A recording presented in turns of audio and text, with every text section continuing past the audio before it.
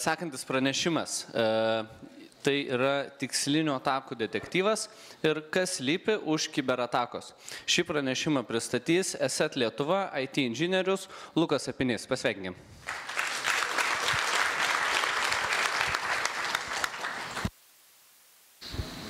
Tai sveiki visi. Gerai atrodot, tikiuosi kažką naujo sužinosit. Tai šiandien pristatysiu apie kibernetinės atakas, kaip mano karjera sekėsi, na ir kitus dalykus sužinosit arba paklausit. Tai kaip man sekėsi karjeroje ir kaip patekti kibernetinį saugumo įmonę, karjera buvo, sakyčiau, ne visai lengva patekti, nes prieš kokius 5 metus nebuvo nei studijų su kibernetinio saugumo ir nelabai daug kas ieškojo kibernetinio saugumo specialistų. Arba jei ieškojo, pavyzdys bankai prašė 5 metų patirties. Kažkur gal patirti, jeigu nėra kur ir panašiai. Tai jo, tai aš ką baigiau, studijavau IT inžineriją ir galvojau tarp programavimo ir kitų, bet man labai patiko, sakant, nulaužinėti, hakinti ir panašiai. Ir visą to norėjau ir kaip sakant, kai dirbi kibernetinio saugumo įmonėj, tu hakini legaliai dar tau moka. Tai, ir dar mėgojas, tai kodėl ne? Ir tai viskas prasidėjo nuo tokių projektų kaip Hack the Box. Kai studijuoji, tu kažkuo turi vis tiek užsiimti papildomai, turi išsiskirti iš kitų, vis tiek konkurencija, rinka. Ir tai užsiimdavau ir, sakiau, įvairiais projektais, Hack the Box, arba būdavo tokie projektai kaip saugumo kompanijos, arba samdydavo testavimus, beta testavimai vieši ir vėliau aš juose dalyvaudavau ir darydavau tuos pentestingą, įsilaužimo testus ir vėliau, kai užsidarė jų open beta, kaip pavyzdys, tai jie mane pakvietė asmeniškai, nes aš gerai pasirodžiau. Tai va ta patirtis, kol studijuoji ir dirbi ir noriu kibernetinio saugumo, tai labai padeda. Šiom dienom labai paprasta, universitetai jau turi programas kibernetinio saugumo ir įdomus dalykas. Universitetai mus samdo, kad mes laboratorinius darytume, mūsų įmonę būtent. Nes vis tiek trūksta mokytojų, kurie vis tiek mokintų. Tai ta problema vis dar yra. Įdomus faktas, ar ne? Na tai, ko dar užsiimdama, aišku, užsiimdavau kitais projektais, dar mėgdavau nulaužinėti kompiuterinius žaidimus, pavyzdys, cheatai, kaip taip. Ir tam tikras funkcijas galima aktyvuoti žaidime nelegaliai. Ir galima dar užsidirbti. Gal legaliai arba ne. Ir jo, tai va tai būdavo tokia karjera. Ir žinoma, sunku buvo patekti. Ir jeigu darbindavais į organizacijas didelės, sakydavo, tu gerai pasirodai, atlikai tą testą gerai, bet mes pasirinkom darbuotoją, kuris turi daugiau patirties. Nors gerai pasirodai per darbo interviu, bet vis tiek nepraeini, nes pasirenka daugiau kompetentingą, daugiau patirties, taip pasakysiu. Tai va, tas kelias nėra lengvas, nebuvo, bet šiom dienom tikrai tokios mugės egzistuoja, galit pasibandyti, koduoti, programuoti ir panašiai. Jo. O dabar, kai jau esu kibernetinio saugumo kompanijai, žinomai, ESET Lietuva ir pasaulinė organizacija, tai jie, kaip ir kitos organizacijos didelės, augina savo specialistus, leidžia jiems mokytis, tai aš ir Google sertifikatus turiu ir kitus, ir taip tobulėja, ir taip tada augi kompanija. Ir mus kaip specialistus irgi medžioja. Ir čia pagrindinė būstinė vadinam NASA, čia yra SOKOS, ESET būstinė Slovakijoje. Ir jo, o dabar papasakosiu apie jūsų karjerą, ką galite rinktis kaip saugumo specialistai, jeigu norite studijuoti, gal pakelkite ranką, kas norėtų kibernetinio saugumo domitis, nežinau, yra, šaunu. Tai čia labai taip baziškai, kas nesupranta, tai yra, jeigu legaliai hakinam, tai yra 2 grupuotės - įsilaužėlių komanda, raudonoji, ir mėlynoji komandas, kurie turi apsaugoti įmonės tinklą, serverius ir panašiai, apsaugoti tiesiog organizaciją. Ir abu dalykus užsakinėja. Tai aš dalyvauju dažniausiai Red Team, nes man patinka hakinti. Pavyzdys, mes darome phishingo simulacijas, kai mes žvejojam įmonės darbuotojus, aišku, legaliai. Ir tai smagus, išsiunti kokį laišką, su atlyginimais ir pusė darbuotojų įmonės, kur keli šimtai žmonių dirba, suveda prisijungimus. Fain, ar ne? Ne? Ne faina kai kuriam. Gal užkibat. Tai taip yra, smagu.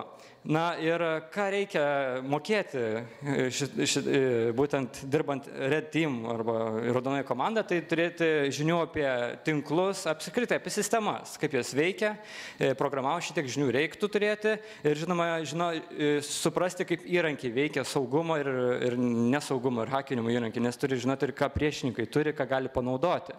Tai vat pavyzdys spragų išnaudojimas, ką daro raudona komanda, tai tikrina spragas, saugumo pažeidimus, reikia rasti jas, galima phishinti ir patekti vėl tinklą ir toliau kastis giliau. Ir taip pat tam tikrus prisegtukus simuliuoti pavojingus, ne visai pavojingus, bet kurie gali atidaryti daugiau kelio, konfiguraciją pakeičia kokią serverio ir taip galime red teaminti, patekti giliau į sistemas. Ir neblogi pinigai red teamingo, ypač užsienyje, tai nebūtinai Lietuvoje, bet galite ir Lietuvoje. Tai ir dar šifravimas, ransomware arba simulacija, nebūtinai iš tikrųjų šifruoti įmonės duomenys reiktų, bet bent jau simuliuoti ir patikrinti jų apsaugas. Nes dažnai būna ir užsako red teamingą patikrinti, ar jų apsaugos pakankamas. Tai va. O kaip atrodo įsilaužimas į įmonės tinklą? Nes aš irgi dirbu prie incidentų tyrimų, kai jau nulaužė įmonę. Tai jeigu čia taip paprastai kalbant, būna švarus tinklas ir žiūri jau užšifruoti duomenis. Ir kas įdomiausia, hakeriai dirba savaitgaliais. Jie įmonės tinkle būna apie savaitę laiko ir jie stebi, tikrina sistemas, ieško ypatingų sistemų, kur yra svarbus duomenys. Ir savaitgalį dažniausiai arba penktadienį vakare, kai niekas nebeprižiūri sistemų, jie atlieka veiksmus. Tai va taip atrodo. Bet jeigu nėra tam tikrų įrankių, labai viską sunku atsekti. Tai mes renkame įvairiais tos įrašus diagnostinius ir tyrime. Ir būna dažnai įvairių šalių. Mes taip pat dirbame su Interpolu, mūsų kompanija. Tai mums Interpolas irgi pristatinėjo gerą pristatymą.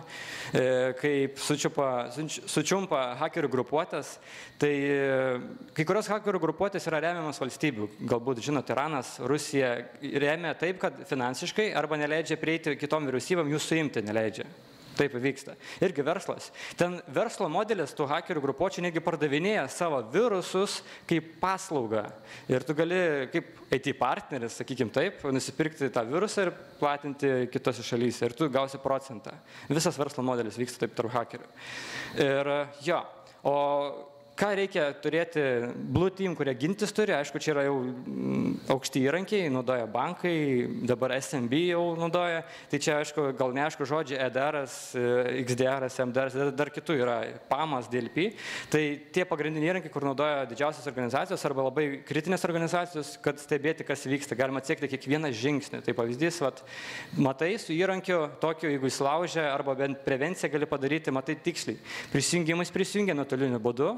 Tada hakeriai naudoja legalius įrankius, kad apeiti ir antirusinės. Ką tai reiškia, kad prisijungia per nuotolinį būdu, per spragą kažkokią arba atspėję slaptažodžius, įsirašo legalius įrankius, TeamVieweris, AnyDeskas, antirusinis neblokuoja jų paprastai. Ir šie įrankiai mato, kur parodžiu prieš tai, nes tai legalus įrankiai, bet per juos išsikelia failus. Tai va, taip vyksta viskas.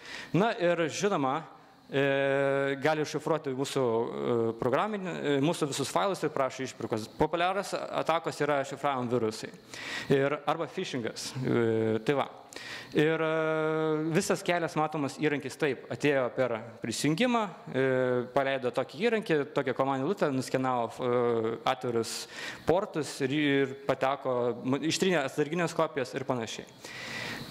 O dabar apie Ukrainą. Tai ten yra, sakyčiau, toks Battlefieldas irgi kibernetinė atako, jau prieš tikrąjį karą. Ir galime matyti, čia yra hakerių grupuotės, kurios remiasi ir pačios Rusijos. Mes turim žvalgybos patvirtinimą pilnai. Ir SandWorm tiksliau yra visas tos organizacijos, virusai, kai kurios remiamos ir jos atakavo prieš tikrąjį karą. Ir pažiūrėkime istoriją mūsų gamintojų, nes mes turim klientų ir ten nemažą dalį, ir to turim daug statistikos. Tai pavyzdys, 2015 metais buvo virusas Rusijos prieš energetikos kompaniją, kur atjungė su specialiu virusu, siuntė laišką ir atjungė gamyklinės sistemas, elektros gamybinės sistemas. Ir dalis Ukrainos neturi elektros.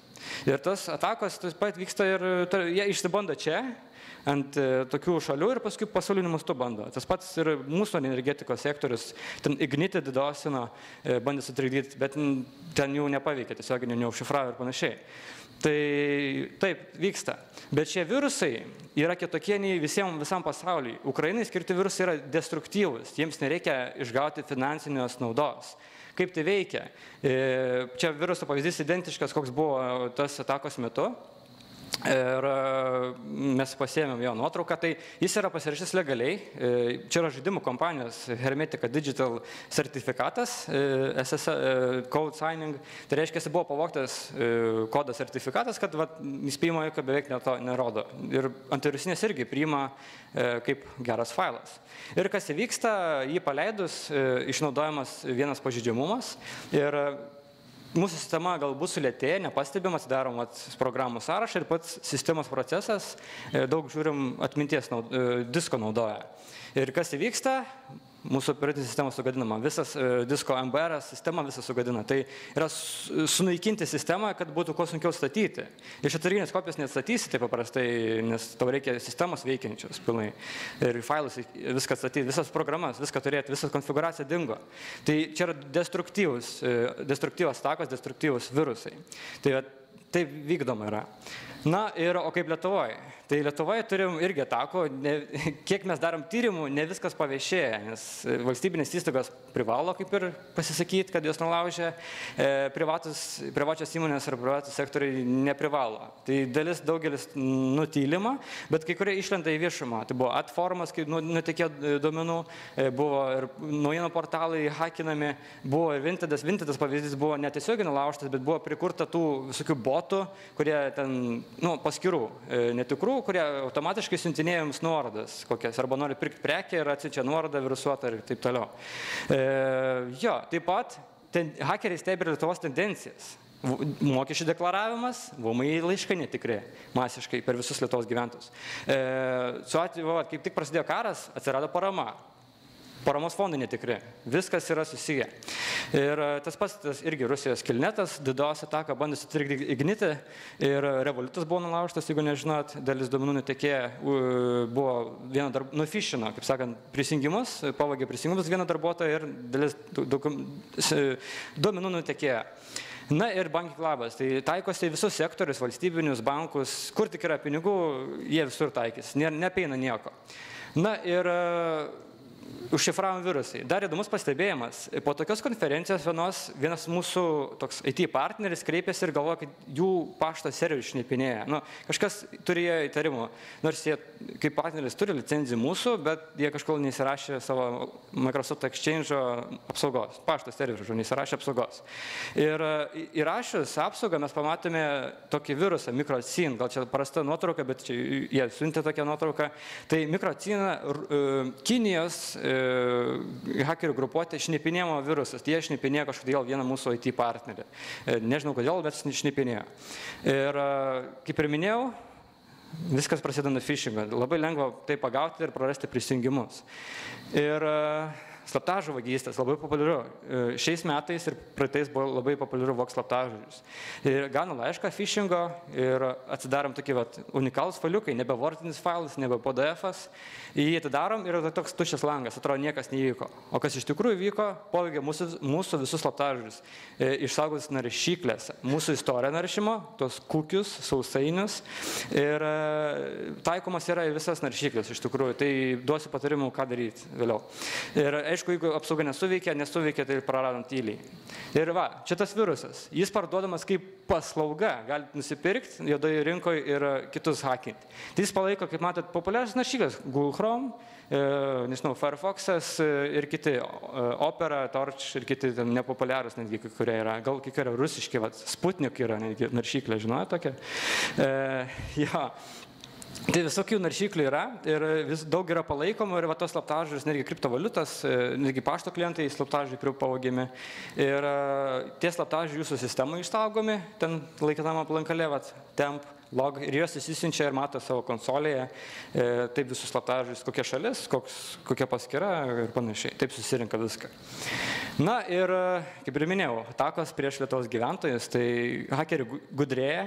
Tai šiais metais, čia yra šių metų laiškas, tai šiais metais panaudojo jie šitą QR kodą, nes telefonuose dažniausiai nebūnant virusinės apsaugos, nuorodos nereikia spausti, mes nusiksuojam telefonu ir viskas. Mes apsilankome VMI puslapyje, identiškas dizainas ir viskas, taip paprastai. Kažkas susimokėti reikia, nepraėjo deklaravimas, kažkas. Ir mes suvedam banko prisijungimus. Mes nesumokėsim tų 5 eurų, ten kažkokių, kur maža suma būna dažnai. Mes suvedam banko prisijungimus. SMS žinutės. Ar pastebėjot, kas blogai su šita SMS žinutė? Taip, linkas, bet yra vienas niuansas. Nėra jokių apsaugų nuo siuntėjo. Galima klastoti, iš ko siunčiam. Gali būti bet koks bankas, SEBas. Prie tikrų SEB banko žinučių įkrenta ir phishingo nuoroda. Ir čia daugelis lietuvų užkimba. Mes šitą matėm statistiką ir nėra jokių apsaugų, nebent telefoninį virusinį arba sveikas protas, reikia pasižiūrėti, bankai niekada nesiunčia nuorodų jokių, reikia tą suprasti. Na ir būna tokių SEB patvirtinti ir arba Svetbankas, žiūrėkit, kaip gražus dizainas, spinelė, pagalba svetbank.com. Ir taip galim užkipti. Jie susirenka ir PIN 1, PIN 2, jeigu Smart ID naudojat, viskas paruošta, tik duokit prisijungimus. Tai taip vyksta viskas. Ir būna tas toks bazinis žvejojamas prisijungimų ir virusų siuntimas, tikriausiai matėt, VMI dar būna tokie laiškai. Mes turim daug pavyzdžių iš tikrųjų, nes mes darom ir kibernetinio saugumo mokymus, mums atsiunčia ir partneriai pavyzdžių, kaip tai atrodo ir galime kaip įmonė užsisakyti tokius mokymus. Microsoft'o puslapiai ir naujiena, gal kai kurie žinot, kai kurie ne, atsirado puslapiai su galūnė.zip. Ir jeigu apsilankot, čia atrodo kaip jūsų kompiuterio dizainas padarytas, kaip jūsų kompiuterio naršot failus ir čia rasit invoice, installer ir panašiai. Tai zip jau naujiena, gal ne visai jau naujiena, nes jau kurį laiką yra, bet gal kažkam naujiena, sužinojot kažką naujo. Ir jo, reiktų tikrinti ir adresą visada, ir ką susiunčiat. Ir kaip manot, kiek praeitais metais iš Lietuvos gyventojų išviliojo pinigų? Milijonais. Kas daugiau, kas mažiau. Tai jeigu oficiali statistika, tik 12. Tik. Čia, kodėl sakau oficiali, nes ne visi kreipiasi į policiją. Ten praradot 50 eurų, 100, ne visi kreipiasi, dėl to ne visi čia ta statistika ir atsiranda. Ir kas naujo iš tikrųjų praeitais metais buvo, kad sugrąžina 5 milijonus. Bet dažniausiai ta sugrąžinimo pinigų suma yra labai maža, nes pastebėjom per vėlai. Tik praradom prisijungimus, kreipkitės pirmą į banką, banko prisijungimai. Jie gali sustabdyti transakciją arba grąžinti dar jį ir tada į policiją. Bet būna pastebi įsilaužimą jau po savaitės įmonė ir jau viskas, nebėra šansų susigrąžinti, iš tikrųjų nėra. Tai ir sunkiai suseka, bet būna kartais ir suseka. Na ir patarimai visiems, paprastiems vartotojams, nes labai patogu, taip, telefonuose gali slaptažodžius saugoti ten patogu, bet naršyklėse dėja nerekomenduojam saugoti savo prisijungimų ir kur reiktų, tai naudokit password managerius arba slaptažodžių valdymo programinį įrangą, yra nemokami, mokami ir panašiai. Arba, jeigu slaptažodis bent jau yra populiariausias slaptažodžiai buvo ten nuo 21 iki 23, kaktusas, labas 123, iš CTB domenų bazės.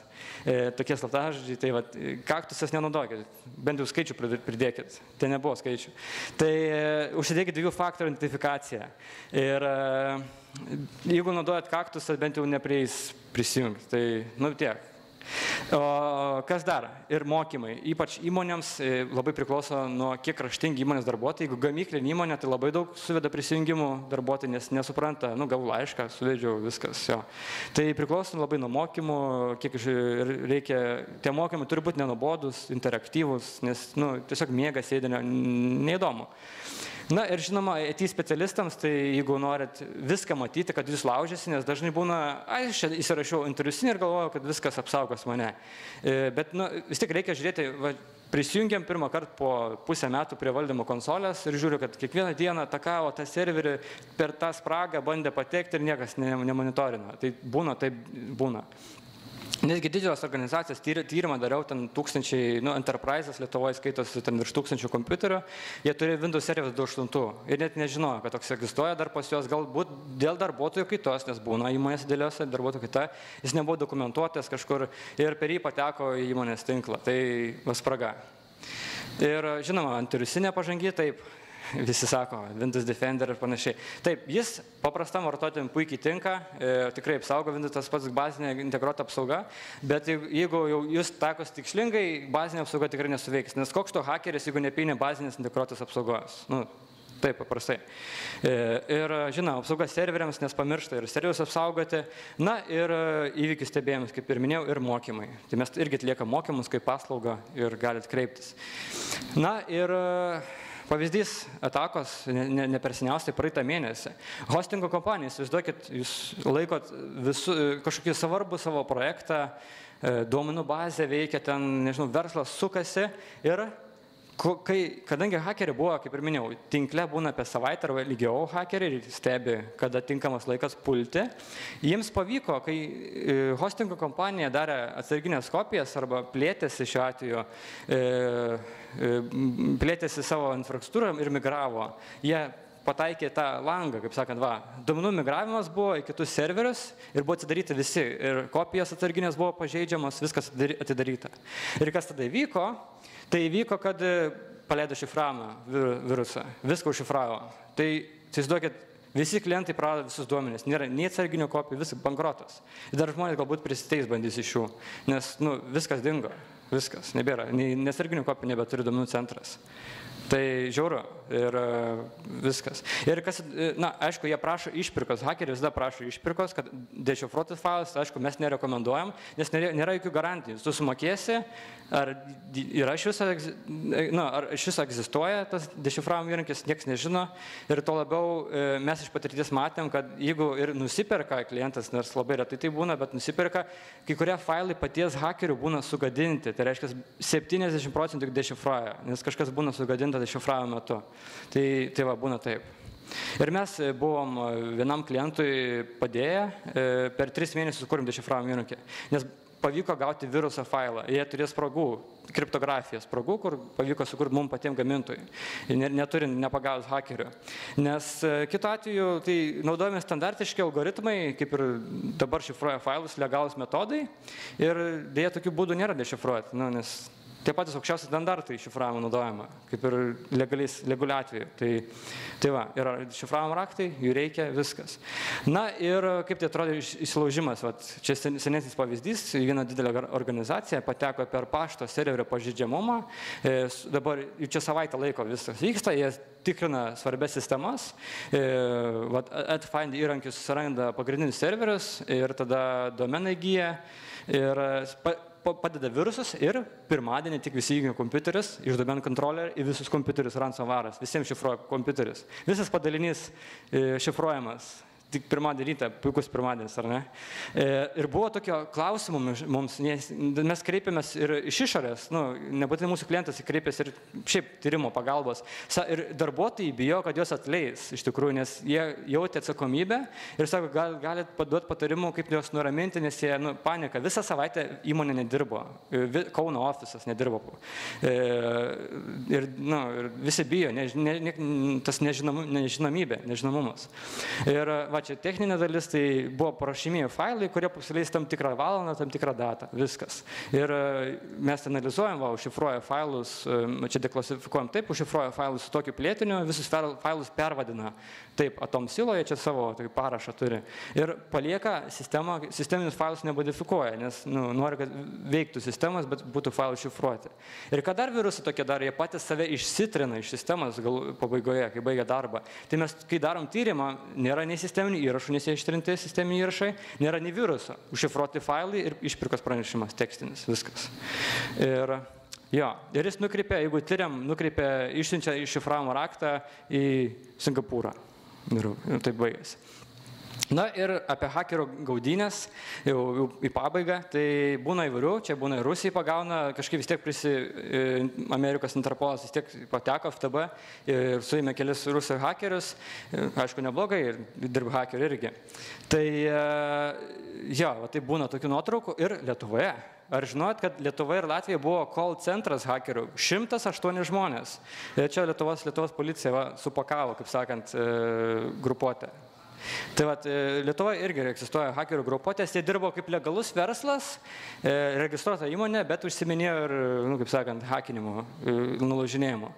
Tai va tiek klausimai ir jeigu laiko nėra, tai po ten bendrai salį pasikalbėsim, pabendrausim, dar būsiu. Taip, tai ačiū Lukui, padėkokim.